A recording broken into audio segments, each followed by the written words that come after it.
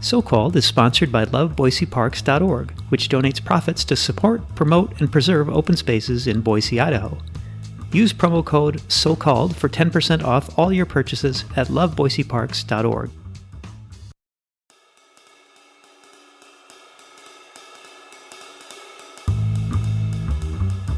Push aside self-doubt.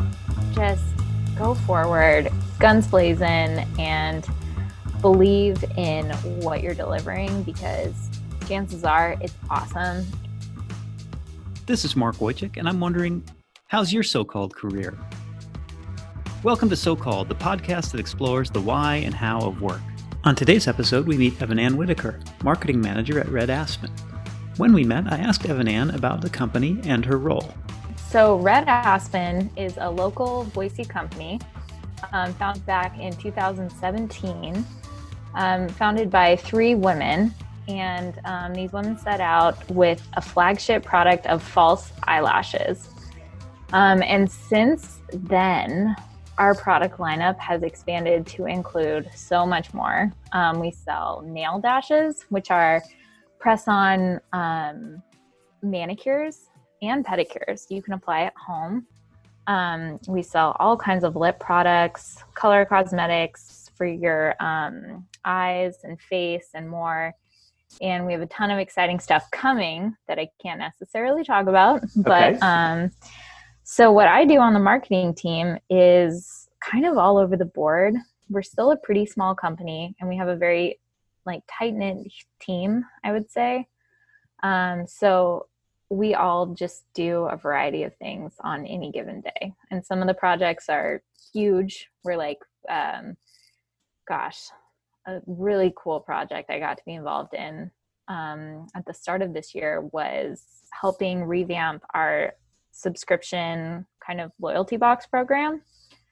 So that was an example of more of a big project. And then smaller projects, on any given day, we're taking out the trash and putting together our own furniture or whatever else needs to get done. And obviously everything's changed this year, especially due to COVID-19. So every day is a new surprise.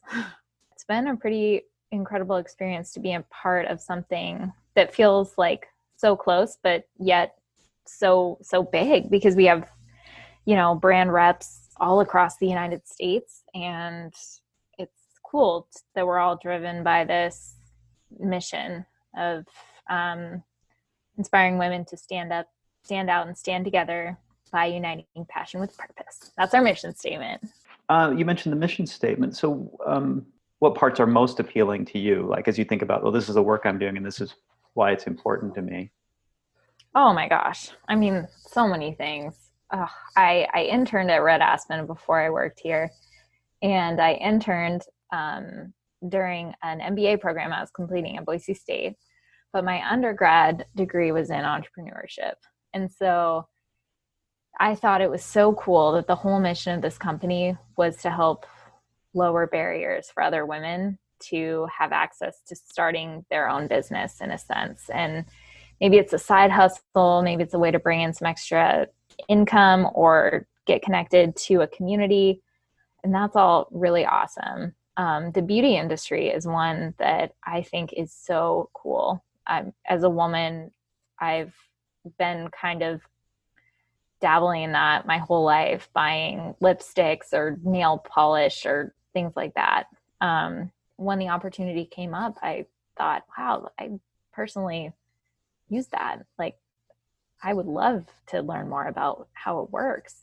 And so, yeah, the mission, the industry, and then the leadership team were definitely what drew me to joining here.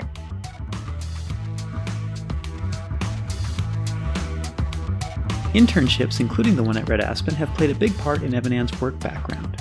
She recommends internships as a way to sample different industries while gaining experience. One of my goals in my undergrad was to try as many internships as I could. And I would say, if anyone is interested in a certain job or sector, industry, try and get an internship in it, because it's so great. You get to have a taste of it before committing to the full meal. And it can be, if the internship is awesome and you love it, that's great. And if it isn't awesome and maybe you don't love it, I mean, there's an end date in place, like when you start. So, you can do anything for a set time and make it through, no problem. So I tried to get as many internships as I could, in my undergrad especially, because that was 4 years. Between freshman and sophomore year, it wasn't an internship, but I worked in the corn dog cart at Roaring Springs and made funnel cakes and corn dogs. And I was a vegetarian at the time, so that was not my favorite job, but you do what you have to pay the bills. And it was a great experience. And I, handled money at the cash register, got good at handling money and interacting with customers. And, those are still skills that I use today. So that was a great experience. The following year, I landed an amazing internship at Micron. And that was so fun. And I learned so much there, and getting to interact in such a professional setting. I had an amazing mentor there, and I felt like it was an amazing place to help me understand what I was looking for in terms of a job after graduation. Working there, it felt so big. I loved the people, but I didn't love how big the organization felt as a whole. And in turn, how small I felt there. And I knew I wanted to land somewhere more on the startup scene and help build something, as opposed to coming into a much larger organization. And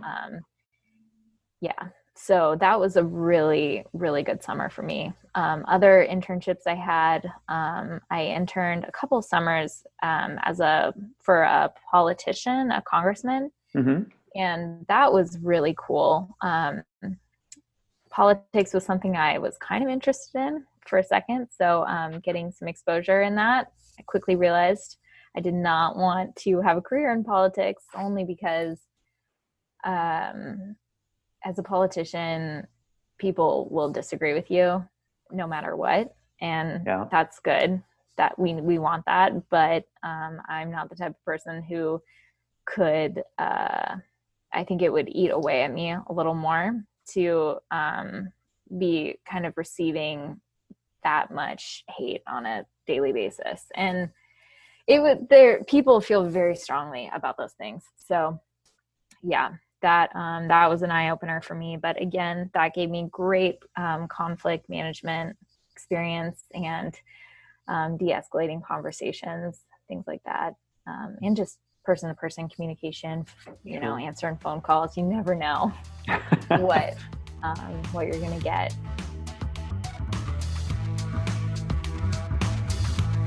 Evanann offers some useful insights and advice about digital marketing, whether you're in the business or are targeted by ads as a consumer. Working in marketing, and a lot of my role starting out and still is to do with social media. And it's funny, but working in marketing has made me feel like an older version of myself. Maybe also I'm just getting older, but I want to spend more time at home, and I'm becoming more private just on social media platforms. And I'm also becoming more aware of how targeted we are every minute of every day by Facebook and Instagram and Google AdWords, and seeing behind the curtain, even just a little bit of how much companies spend and how much they do in a digital advertising sense is kind of shocking. And one thing I recently found that was helpful was, if you go to a Facebook page of any big company and you're curious to see maybe how much they're spending on ads or what ads they're running, you can go to their profile and click on view page transparency or something. It's like view ad page transparency. And it will show you every single Facebook or Instagram ad they're currently running. And it'll show you the image, the text. And it's honestly a great resource for digital marketers out there who are wondering how to create a good ad, because these companies are experts at it and they know exactly what kind of ad performs well and what text to use, what to say, what image works best, if there's text in the image, if there's not. So it's a great resource of best practices when it comes to digital marketing. So if anyone is listening and is looking for tips or tricks, like go check out your competitor's page or your, a company you aspire to be like, check out their Facebook page and see what ads they're running, because you can also see how long they've been running those ads. And so if they've been running an ad since June of 2019, probably a pretty well performing ad. Yeah. I think it's going to be interesting too as the FTC cracks down on affiliate marketing requirements. Some influencers now that are pretty big, they do say when they've been given paid to promote it, paid promotion or given an affiliate link. But it's not completely systematized yet. So I think it's not, at least for me, a couple of years ago, it would not have been clear that I was being sold a product. A big company paid this influencer to speak about a product. I would have just thought, oh, this person tried the product and they liked it and I'm trusting their opinion. But it's so much more curated than that. And so I'm really curious to see how it continues to play out.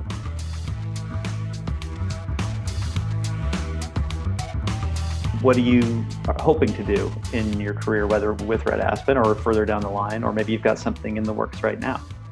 First of all, I will just say I am always hungry for a side hustle or side projects. And I love writing, and writing is something that I've continued. It's a thread that's gone on in the background basically my whole life. And it's always been on my mind, maybe write a book someday, or at very least start a blog or something. So I definitely have a few just personal side projects I'm always kind of dabbling in, but nothing big time in that case. As far as work goes, I would say one of the biggest reasons I chose Red Aspen over other companies was because they are the only ones who, in performance reviews, in just,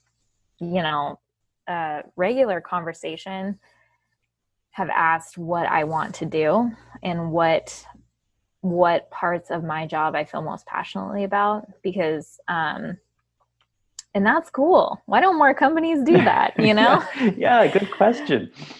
And it's great because they say anything's on the table.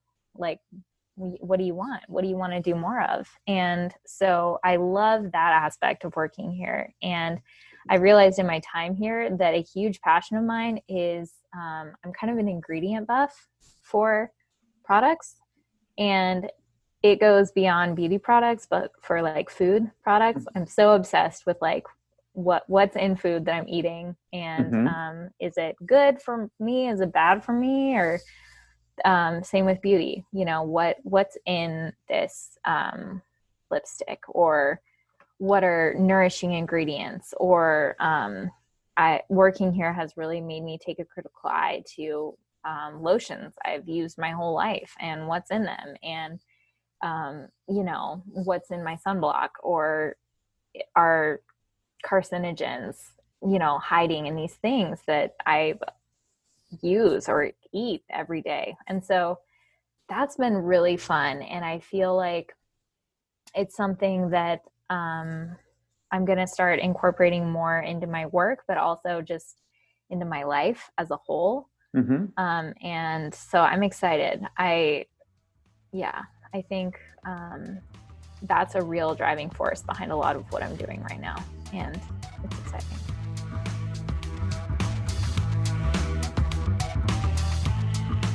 what advice would you give your younger self? In the past year, I'm doing a better job of sort of standing true to what I believe and believing my worth in situations. This situation has been good because we've been going through a lot of growth right now. And so the company has been growing, but also we've had to step up and own things. And it's been good for me in a sense of, as an intern, you kind of feel like you want to follow the rules and make sure you're doing what they expect of you. But now it's like, how can I give them what they need going in? Like, it's more of I'm working from an empowered sense instead of waiting for direction. I'm just taking a direction and going with it and delivering it and then pivoting from there and moving forward. And instead of coming and asking, what do you want? I'm saying, here's some options. Do you like any of these? And I'm like, awesome. That one's great. Let's go with that. So yeah, it feels good. And I think it's something that I'm growing into, but I would have told myself earlier on to own what you're doing because it's good. And even if you don't believe it now, like it is. So I think I would just tell myself to, push aside self-doubt, just go forward, guns blazing, and believe in what you're delivering because chances are it's awesome. And if you believe it's awesome, other people are going to believe it's awesome too. So Called is sponsored by loveboiseparks.org, which donates profits to support, promote, and preserve open spaces in Boise, Idaho. Use promo code SOCALLED for 10% off all your purchases at loveboiseparks.org. Our theme and transition music was composed by Roberto Cavaco. All other stylings are the sound of my voice. If you enjoyed today's episode, please let us know. Subscribe and leave us a review. So Called is available on Apple Podcasts, Google Play, and wherever you get your podcasts.